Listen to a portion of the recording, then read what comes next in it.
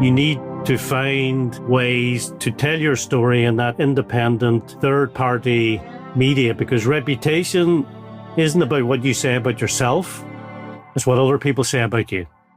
No unicorns, no brands, just hardworking people who built their business from the ground up, sharing their experience so others can learn. Presented by Larissa Feeney from Kenore. This is Real Business Conversations. That's just what we do. Most entrepreneurs have a great story, but very few know how to get that story heard. It's one thing to build a company, but it's a completely different challenge to master the insider world of public perception, especially when the stakes are high. Our guest today is a media heavyweight. As the first ever employee at Newstalk, he spent 15 years as editor-in-chief, helping to turn a local startup into a national powerhouse. He eventually moved from the newsroom to the boardroom, launching his own consultancy to help leaders master the art of storytelling and reputation management. He's here to share how we can all cut through the noise and build a brand that lasts.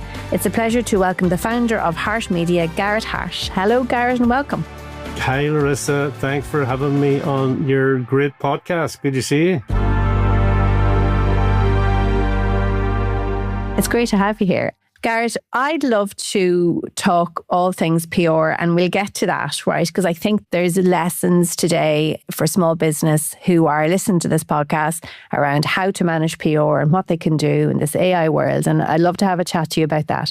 But before we get there, let's go back. First ever employee at Newstalk, the startup team there.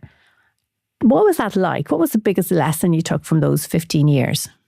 Well, look, I suppose when I look back, I count myself as being very lucky. At the time, I suppose, don't appreciate what you're doing. A number of years before that, I was involved in the startup of TV3, which really was a great learning environment because it was the first independent television station. So I sound old now, but RTE and BBC were the only stations, but TV3 came along.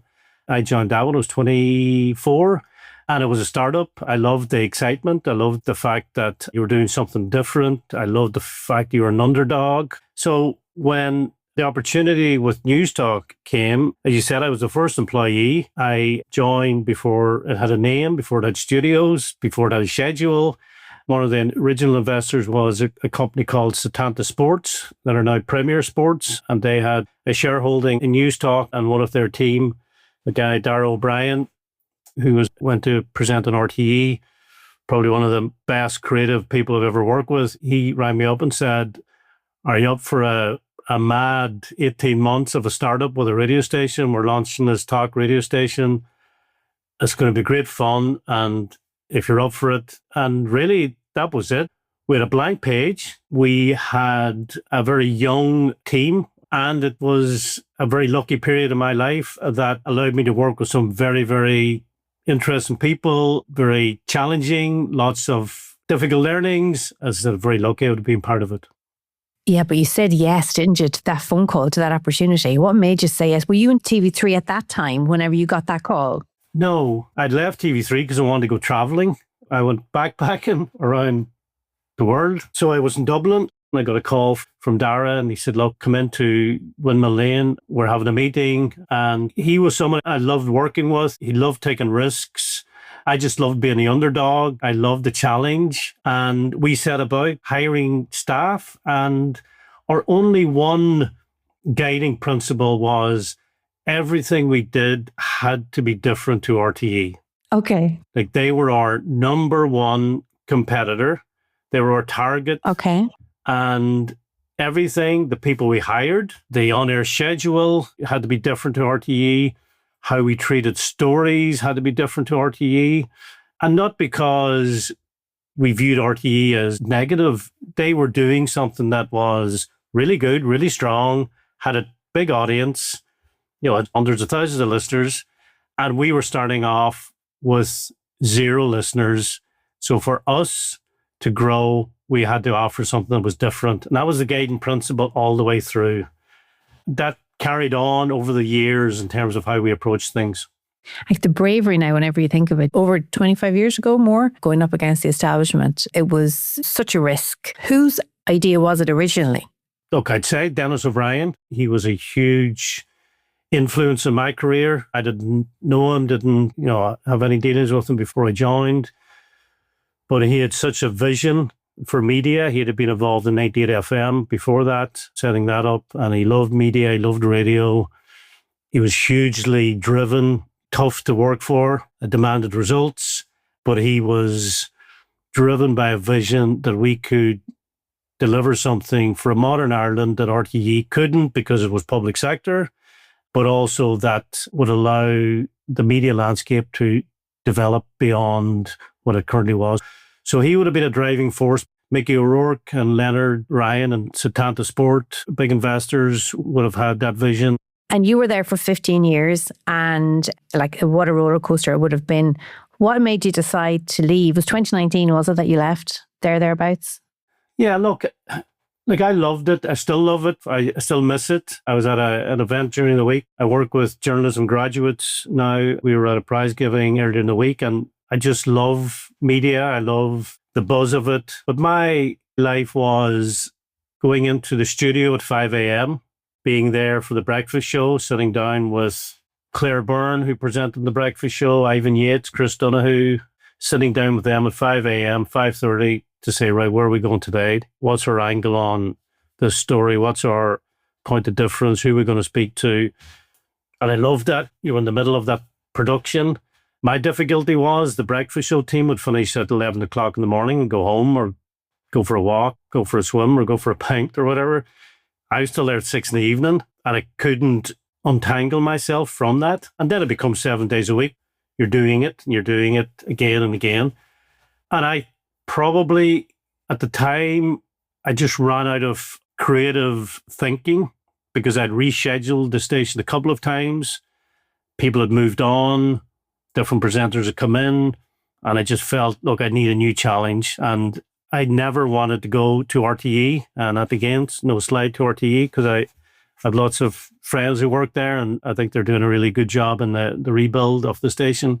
Yeah, it would have been very difficult after spending 15 years staying true to the principle of doing everything different to RTE to then go to RTE. It would have been very hard. Yeah, and for me, it was, I suppose, taking those learnings of startup and, again, having a buzz for a startup, whether it was TV3, whether it was Newstalk, and thinking, and people had said to me, you should do something yourself. So I just jumped. I actually made the decision pretty quickly. I probably made my mind up maybe 6 months prior to that, but I didn't have the strength to pull the handbrake. But I remember ringing Dennis and saying, I'm done. I need to go. I can't do anymore. I can't think anymore.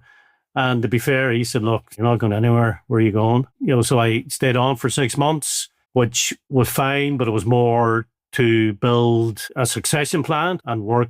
Patricia Monaghan, who was my deputy, who then took over from me, who's now the head of radio and RTE, she came in and, that was brilliant because she was a great person to take on the reins. But no, I just felt that, having been in that editor's chair for 15 years, being on the receiving end of hundreds and thousands of pitches from companies and PR companies and press releases, that I knew what would make the cut on the breakfast show. I knew what would make the cut on an editor's desk, and that had to have a point of difference that would allow me to create a communications agency that really was giving me the opportunity to take what I knew worked in media and bringing it to the other side to help companies tell their story in media and help them develop their own brands. Still very brave though, Garrett. Before we move on to what it is you're doing now, the first brave step was, well, obviously you were TV3 before that, but going to Newstalk in your 20s was brave. You didn't know what was going to happen. And obviously you were young. And as I said, you probably very little to lose. Fast forward 15 years and it's a different story. You're going from a very senior position within a successful company that you've built up, a regular paycheck and a family as well to support. It was a difficult decision. It was a very brave decision. I think anybody who sets up their own business, Larissa, and look, you are an example. There are lots of people listening who set up their own business. But look, I remember chatting to you years ago where you're the classic, I set up my own bedroom with a laptop, because that's where you go, right? When you set up your own business, you don't have an office day one, or you don't have staff, or you don't have a website. And I needed to get out. I got out. Then it becomes difficult, as you said. You have to find the work. Yeah. People say, well, obviously you're going to work for Dennis on some other project, or you're going to work for, I was like, no. Yeah. You're on your own. To your own kids. And yeah, I was like, oh, yeah, forgot about that. I was lucky in that I had good people who ended up becoming friends and mentors. One of them in the early days, a big help, Pádraig Ó Céide, who set up Air Aaron. And I didn't know him that well. I knew of him, but he rang me up out of the blue, maybe a month after I left Newstalk, and said, I read that you are leaving Newstalk. And he said, I thought if you want to meet for coffee. I thought, great, he's going to offer me a big contract. Yeah. This is it. I met him and he said, look, I'm happy to be a mentor if you want. He said, I just liked what you did. I like what you're trying to do. And he was a great go-to person. And he had 3 pieces of advice. Because when I left Newstalk, I had all big ideas. I was going to maybe do podcasting, or was going to create other media. And Pádraig had 3 pieces of advice, which I use and paraphrase with other people now. So piece of advice were, the idea you have today, Garrett, for your business, it'll be different in 12 months' time. So don't fall in love with it. Okay. And don't be precious about it. And if somebody says that's not working, that phrase, you got to pivot or you got to change. That's great advice. That was number one. And I'm thinking, yeah, sure, no, the podcast idea is definitely going to work, Pádraig. So yeah. His second was, you need to have the cojones to ring up your bank manager and say, look, things just aren't going in the straight line and I may need to take a mortgage holiday. Yeah. He says a lot of people can't do that, right? Yeah. And then he said, and the third piece of advice is you're going to have 27 sleepless nights in year 1, year 5, and year 25. Because he said, it doesn't matter if you're Garrett Harte or you're Dennis O'Brien. Yeah. You all think it's going to end tomorrow. Yeah. Oh, absolutely. Oh my God, I can relate to that. Yes. And each one of those pieces of advice happened. So when you meet like-minded people and you think, I'm having a really difficult run of it here in terms of cash flow, and for business owners, cash is king and all, but cash flow can sink you chasing cash. But when you have other go-to like-minded people who are setting up their own business and they say, yeah, that happened to me. Yeah. But here's how you work it out. What a gift that was, to get those 3 pieces of advice at the very beginning of the journey. Yeah, he was great. And then there was another guy, again, who was a great friend when I left, Frank.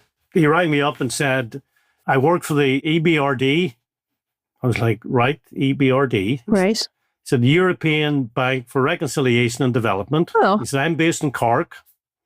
He said, we go into different parts of the world and we offer expertise in different sectors. And he was a business consultant. And he said, we are involved in launching a talk radio station in Tunisia. Would you be up for going to Tunis for a year, in and out? It'll be great crack. And I was like, Frank, I'm your man. I'm going. Let's go. But he was great. Again, another mentor. So I suppose for me, and I would say to other people setting up their own business, find 2 or 3 mentors, and you're not paying them, because if you pay them, that's different. That's a commercial relationship. They've got to be people who are willing to help you for only one reason, and that is so that they can see you succeed. I've sought them out, and likewise, I sort of do that now with people that I work with, where I just love helping out and giving back as much as I can. Such great advice. Like, it takes people years to figure that out, because essentially what he was saying to you was, leave your ego at the door whenever you run a business, because it's not about you. I don't think it's about you. You think you've got a great idea, try it out. If it doesn't work, don't cling to it. Move on. Yeah.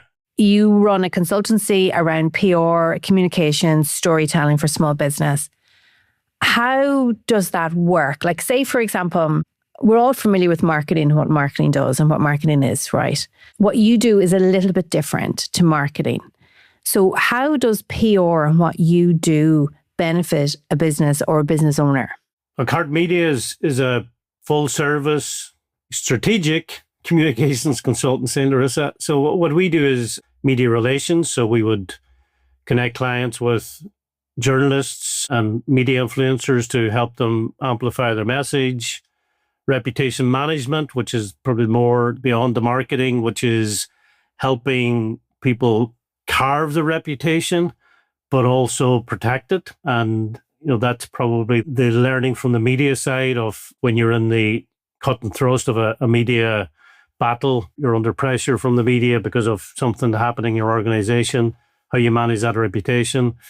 And then the media training and media engagement. So preparing CEOs and business leaders to communicate with confidence and getting those messages across. So what we say we do, we help people understand media from the inside. There's lots of companies and most organizations have a story worth telling, but very few have the skills, the strategy, the confidence, and the connections to tell it in a way that cuts through. So we would help you do that. And invariably, coming from a startup environment, there has to be a business development aspect to it. So you're not doing it because it's a nice to do.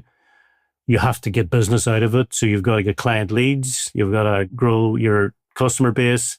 So it's very much helping you craft that compelling story that builds your business. And what can small business owners do, or any business owner do, not necessarily a small business owner? I'm thinking we hear a lot of noise today about AI and what's real and what's not real. And you talked about reputation there. Whenever I was doing a little bit of research for today, I read an article where you said that reputation can no longer be treated as PR, that it has to be a core business capability. So what does that mean? Say for me as a business owner, what should I be doing? Like you're talking about, reputation isn't something to be managed, it's to be built, it's to be curated. And the only person that can do that, if you're the lead person or the face of your business, then you probably have a responsibility to maybe build your reputation before there's a problem, before there's a reputation to protect. How do you do that? How do you stand out in a world that is just getting more and more AI generated? The advancement of AI has opened up a lot of discussion. As you said, we're all dealing with it. We're all grappling. We're all wondering. For my world and communications world, it's actually opened up a new horizon in terms of business opportunity. And why that is because the old world of the search engine optimization, that SEO, Google ads that businesses would be familiar with, where, keywords that you pay to appear on the first, the landing page of Google and being visible and findable by paying for those ads, that game's over. Right? AI has fundamentally changed that. And, there's lots of research out there, but it's predicted that traditional search model, that SEO model, by the end of next year, by the end of 2027, could have lost its market share by over 50%. That game is over for companies, so small companies using it, but it's also over for the Googles, who we all know now are inheriting AI and using AI as part of their function. So it's moved into what's now called GEO, which is generative engine optimization. So what does that mean? It means now that you cannot buy your way to the top anymore. So we've all, including myself, spent money on Google Ads to generate that searchability. The AI generated models now, there is no pay per click model. So the AI doesn't look to your ads. What it looks for now is credible, independent, third-party sources and what they say about you. And that's a fact, right? Where does that leave companies? What that means is that companies, whether it's, a construction company, a tech company, a charity, they now have got to find ways to create what's called earned media opportunities. So being interviewed on Newstalk, being interviewed in the Business Post, being interviewed on a podcast, because they are editorial independent coverage. They're no longer paid for ads. And earned media, for me, is the single most important driver of brand visibility in the AI generated responses. So for a company, you need to develop your AI optimized earned media strategy, and that's going to help you grow business. And that's just going to grow and grow and grow over the next probably year. But the PR now becomes that discovery requirement. It's no longer a nice to have that you're pictured and interviewed in the business post, that actually you need to have this to get found. And I suppose the challenge for a small business owner is how to get on Newstalk or in the Business Post or in the Irish Times. And that's where PR expertise can help, right? Now, there's something else as well that I want to ask you about in terms of helping a founder to be seen. So you said earlier on that you knew what would make the cut whenever you were in Newstalk. So you know what to look for in a press release. How can a founder help themselves before it even gets to that stage? So before it lands on, the Garrett Harte of the world, before it lands on that desk, there's a press release about a new startup company or an SME that's growing or doing something new. How can a founder stand out before that press release falls on the desk so that the editor-in-chief sees it and says, I know that name? Or, what can they do for themselves, Garrett, before they have to bring you in? The first thing that I would say to anyone who needs to grow their business through marketing /PR/AI search is, when you're putting together your story and what you do and what you sell or what service you provide, what's the one headline that you would like to see on the front page of Donegal Daily, the front page of Donegal Democrat, the front page of the Business Post? What would that headline be? So focus in on that first. And the second piece is, what problem are you solving for me as a prospective client? So if I switch it back, you're an accountancy and financial advisory firm, but there's lots of them, right? You've done lots of thinking on this, Larissa, over time to find your exact unique selling point. That is really key to any business, honing in on what is that USP that you can deliver versus the company down the road that's doing equally the same service. And that's really hard because, as you say, for us, we're an accountancy firm, right? And those, you're right. I mean, many conversations with you and internally around, what is it that we do differently that makes us stand out from the crowd? And it's a really difficult one for a business to answer. I do think that apart from, if there is something that's really unique, that's fantastic, and you're right, there's a role of the personal brand in this though as well. If you have a company and the company founder, CEO, MD has got a really strong brand themselves, that helps in this area of making sure that the company is visible. Do you see that a lot, or am I wrong there? But everyone's profile has started from zero, right? So no one's profile has appeared overnight. That's what I always say to a business owner. Never underestimate the story you have to tell. And just because you're based in Donegal or you're based in Galway, or you only have 10 employees, every other successful company or business owner has probably been in that space, has started out with a small offering, has started out with no profile, has started out with 10 employees, has started out with what actually is our unique selling point.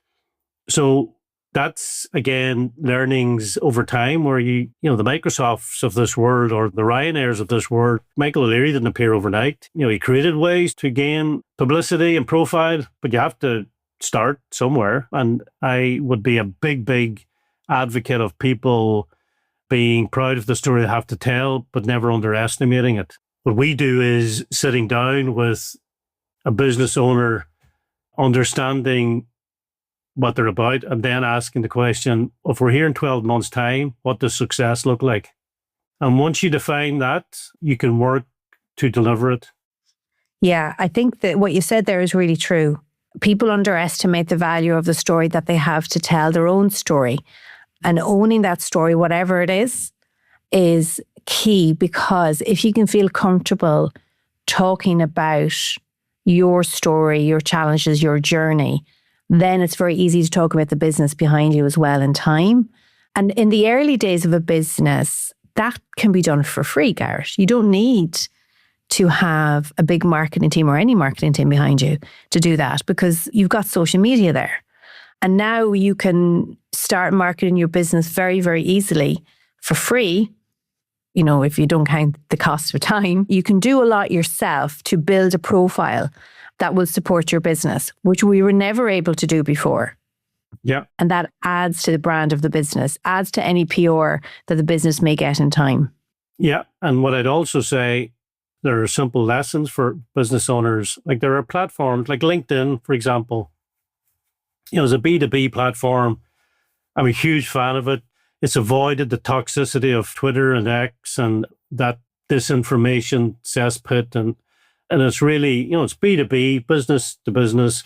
Every second day, I read posts from people who should know better or who have more brains than me. And I'm thinking, what did you actually say in that post? You've actually wasted an opportunity to say something impactful. And that's really down to not thinking about what you want to say and ultimately not thinking about the audience you want to impact. So you've just thrown something down when in fact you've missed an opportunity to either engage with a new client or promote your product. I think people look on online networking, which LinkedIn is, differently to in-person networking, and they shouldn't, right? Because they view LinkedIn as for business. And just like networking in person is for business, it is for business, right? But you don't go into an in-person networking event, hand somebody your card, say, I'm the most amazing accountant in Ireland, and walk out again. You don't do that. You go in, you say hello, you introduce yourself, you know, where have you come from today? You know, have you come straight from work? You know, what's going on in your life? And you build a relationship over time, and then you sell. Or you sell because you built your relationship over time. And people think they can go onto LinkedIn and just sell. And it just doesn't work like that.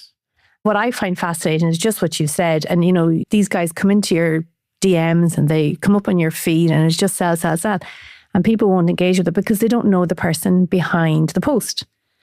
And you need to build a relationship online, just like you would have built a relationship in person back in the old days. Yeah. And also it's about telling the story on LinkedIn. I think when I go on LinkedIn and I read another post from somebody who said that they're delighted to be. Thrilled. Never so many delighted people in the world on any one day, you know, and that's a habit. You know, I'm delighted to be attending you could just say, yesterday I met, you know, and you start telling a story and, you know, there's simple things that people can do that they don't do. They just don't do. What's the most common PR mistake you think businesses make? Not knowing what they want to say and not knowing who they want to talk to. And that goes back to, you know, my time in Newstalk. Like I would have had maybe, I could safely say 100 press releases every day, right? So somebody had sat down in a PR company, created a press release for a client, signed it off, photographed, sent it in. And if in the first 2 or 3 lines, I don't see there's something of value, I've just deleted it. I don't even go to the second paragraph. Okay. You're just reading the first couple of lines and that's it, and you're moving on. I'm going, where's the impact here? And that's why for anybody listening or anyone who's got a launch or a product or, you know, what's the headline? What's the first thing that you want people to read? And once you focus in on that, then you've got me hooked in. But lots of time, and I still see it, where Like the headline might be 3 lines. You're like, what are they trying to say here? Yeah. So that's a big common mistake, not knowing what you want to say. And ultimately, what's the call to action? So what do you want me to do? Do you want me to go to your website? Do you want me to pick up the phone? Do you want me to read a book you've written? But if you just have it as it just happened, then it's a wasted opportunity. And PR, earned media, has to be a client-generating exercise. You're doing it because you want to grow your business. And for a small business owner, like I always thought, and I still think, that a press release is a document that has to go from professionals to professionals. So, PR consultants to media outlets. Can a business owner do their own press release, Garrett, and send it in? I'm going to say no. And the reason is, journalists don't do PR by and large.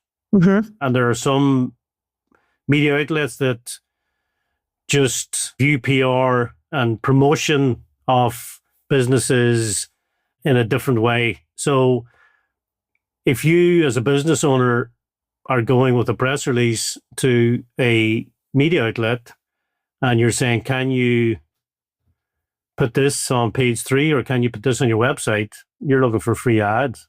Yeah. So you're not going to get it.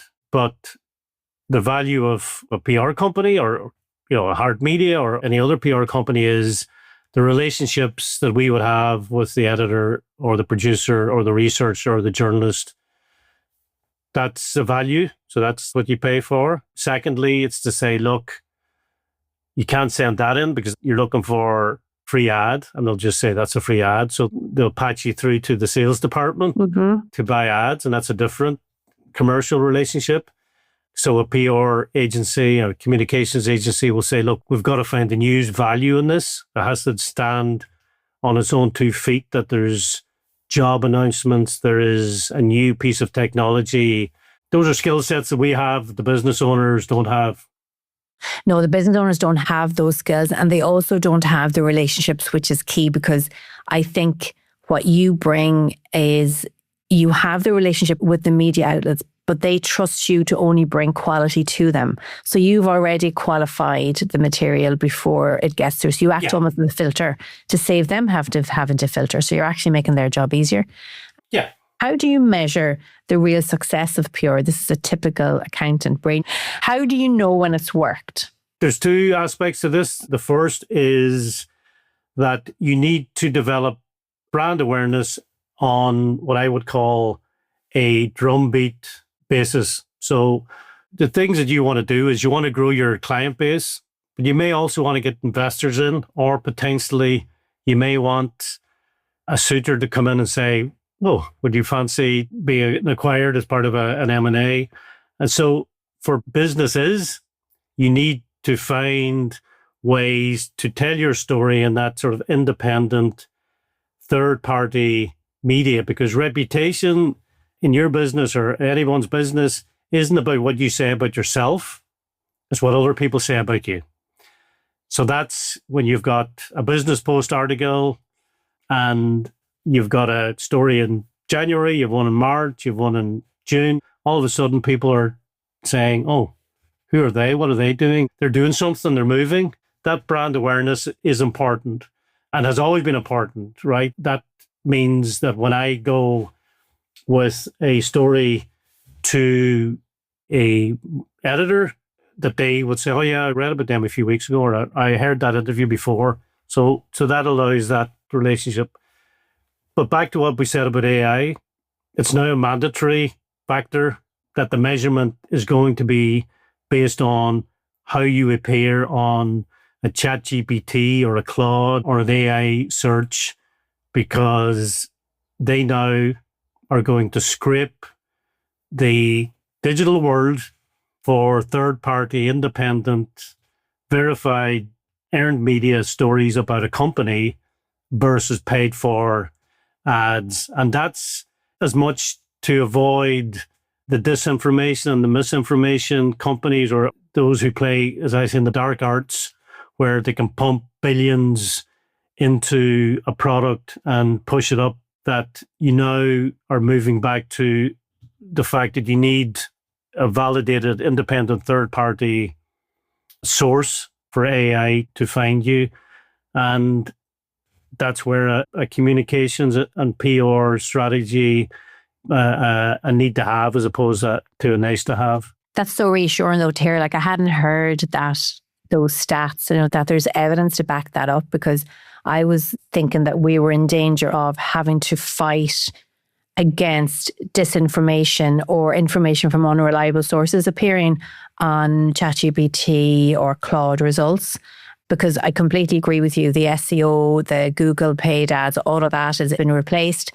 But it's good to hear that AI is pointing to earned media, because apart from giving opportunities, to media outlets, there's a reassurance there that there's actually humans making decisions on what gets published and what gets seen, what is visible, so that the AI is then picking up reliable information.